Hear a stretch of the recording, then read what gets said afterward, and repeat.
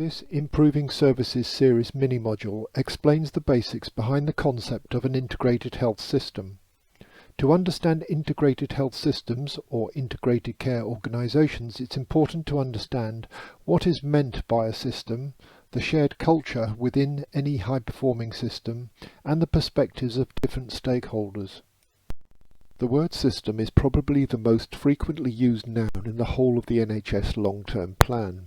Its most important use is in the phrase integrated health or care system, which is the ultimate aspiration of the NHS plan. Having said that, the word system is intimately linked with clinical services such as mental health or the medical examiner system, process activities such as incentives or information, purpose activities such as safety or learning, and finally system-wide activities such as improvement or reducing inequalities. Clearly, understanding the function of systems and systems thinking is important to the NHS long-term plan, and this mini-module hopes to provide you with a generic model that is applicable to all the areas outlined in this slide. Let us recap some of the NHS long-term plan key points. The expectation is the NHS will evolve into an integrated health system by working closely with other organisations that contribute to health. This system will be person-centric, providing safe and effective care in a timely manner that creates excellent outcomes. This will require individuals, teams and organisations to collaborate, integrate their care into networks and break down some of the traditional barriers, either between organisations or clinical areas such as physical and mental health. To achieve better care, there must be better clinical leadership, a focus on prevention and a relentless focus on quality improvement. Integrated health systems are central to the NHS long-term plan. Integrated health systems include all of the participants and partners involved with any form of health or care provision, and will include public, private and voluntary sectors, all contributing to the common purpose. Many of these sectors have not worked together before, and creating an understanding, a common goal and a set of values that inform decision making throughout the system is an important prerequisite for success. Essentially, this is systems thinking. The intention of this mini-module is to provide an understanding of systems that is equally applicable to all parts within an integrated care system. Key elements include having a clarity of purpose defined by measurable outcomes, a set of shared values that informs decision making, a skilled and competent workforce, and a system of measurement and feedback that drives quality improvement. In a simple system, the output is always a change to input. Sometimes the process of change is called a transformation process. The change process may take many forms. For example, heat changes ice to water, the Krebs cycle transforms glucose to energy, water and carbon dioxide, and clinicians hopefully change illness to health. This change process takes place in an environment which may either help or hinder the transformation process. When designing or improving systems, the views and influence of all the stakeholders who have an interest must be considered. In soft systems methodology, first described by Peter Checkland, he describes these stakeholders as being customers, who we would call patients, actors, who we would call clinicians or providers, owners, roughly translating to planners or commissioners, and a worldview reflecting policy making and politics within the system. These different elements are captured by the acronym of CATWO. While this description of soft systems methodology may feel rather alien to the NHS, the reality of system design or any service change is that there must be engagement with all the relevant stakeholders in order to effect meaningful and sustainable improvement.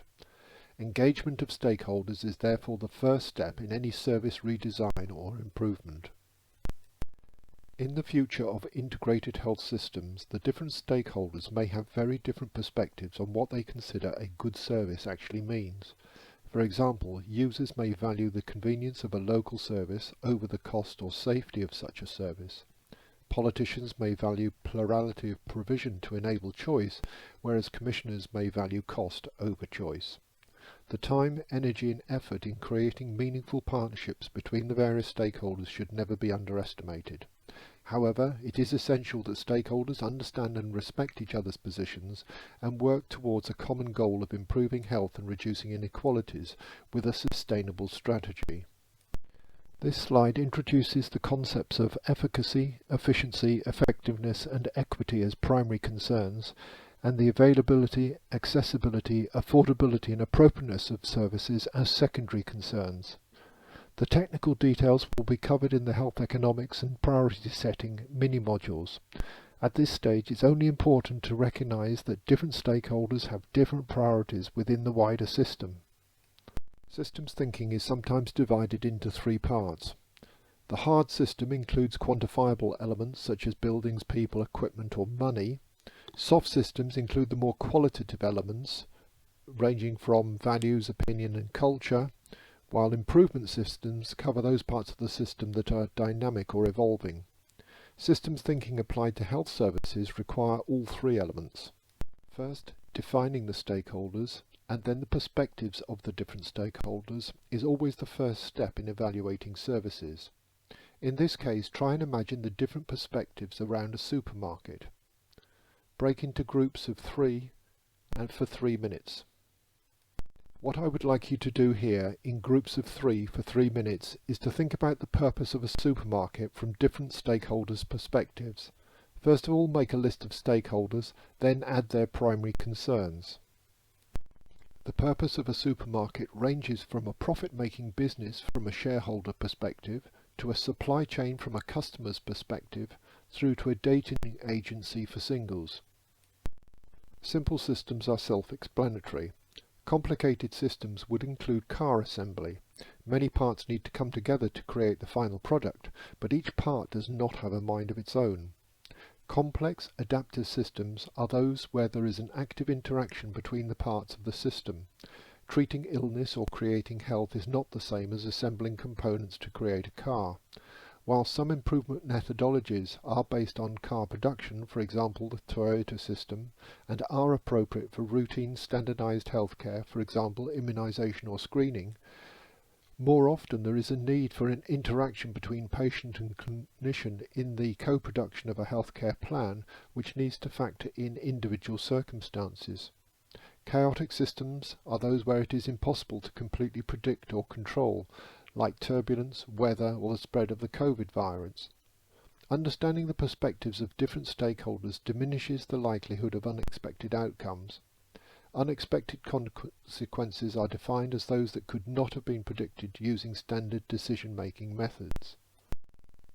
This is a diagrammatic representation of a simple pathway. The pathway starts with an input on the left, in this case an orange triangle representing the needs of a child, the family and their community. On the right is a green triangle representing the output, hopefully better health. In between are 4 components of the pathway, starting with prevention, then recognition, then assessment and finally management. Each component part may be delivered by a different team, and it is essential they all have a shared purpose. More of this in the service pathway mini-module.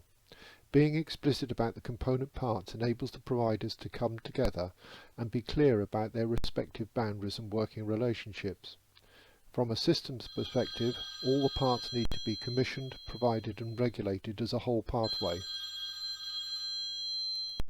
Let's start bringing this all together into practical steps.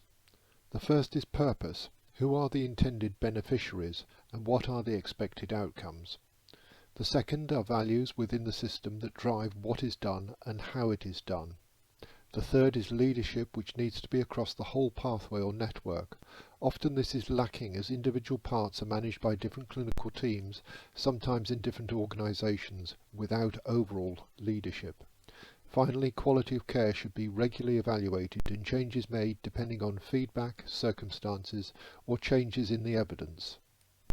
Clarity of purpose for the service is vitally important because it often determines what is measured as an outcome. As we all know, what is measured is important, but not all important elements are easily measurable. Equity should always be explicitly included in the purpose, as there are always groups in society who are marginalised either in terms of access or outcomes. Likewise, safety should be included. Too often services are provided without a system for collecting unexpected or unintended outcomes. Without this, the system is unlikely to improve. Sustainability of outcomes or impact is again often overlooked. Sustainability includes long-term viability as well as the environmental and social impacts of the service. These values have been derived from the UN Convention on the Rights of the Child. Participation is important for deciding outcomes, involvement in decision-making for condition management and service improvement. Protection from harm and promotion of well-being are essentials for both individual and population health and should be integrated into condition management plans, the obvious examples being obesity and mental health. Pathway-based provision should ensure that all the parts are in place and working well together within an integrated system that ensures synergy between different local agencies involved. Clinical leadership is often overlooked when planning, delivering or improving services. Pathways for complex conditions often span different parts of the health service and involve other agencies such as social care or education. It is often unclear who is responsible for the overall quality of the service. It is essential that the leader of the service maintains the trust of the teams involved, and this requires transparency and inclusivity. Where there are multiple teams involved, it's important to have clear lines of accountability in the decision-making processes, particularly when this involves allocation of resources. Inclusivity and participation is important both for the user of the service and those for providing the service. Finally, if a system is to be truly sustainable, it must be able to innovate, adapt and learn as knowledge, circumstances or evidence changes. The implication is that there should be a relentless drive on quality improvement, judged by the concepts of safety, experience and outcomes. This process must be internal and embraced throughout the system rather than being imposed by external inspection or regulation. Logically, it would be the primary purpose of networked teams to seek out and improve the weakest links in their pathways. This will require much better cycles of measurement, feedback, reflection, innovation and evaluation if the system is to incrementally improve over time. Finally, we can bring together all the individual networks into a whole integrated health and care system. For children and families, the obvious networks to be included would include maternity and neonatal, urgent and emergency care, vulnerable children and safeguarding, children with and young people with mental health conditions, children with long-term conditions and disabilities, and finally life course pathways. So to summarise, the NHS is a complex adaptive system, meaning that there is an interaction between all of the parts. Understanding the different perspectives of all stakeholders is an essential first step in service design or improvement, and also reduces the likelihood of unintended consequences. A collective clarity of purpose is essential to ensure all the parts are working towards the same goal. Values then decide the culture of the organisation, which in turn improves decision making. Measures at key points in the pathway creates a feedback that in turn supports quality improvement. Leadership is essential across the whole network to ensure all the parts are working well together, and finally the system must have the capacity to continuously learn. You have now reached the end of this mini-module, and I would recommend that you read the paper entitled A Family-Friendly Framework to reinforce these messages.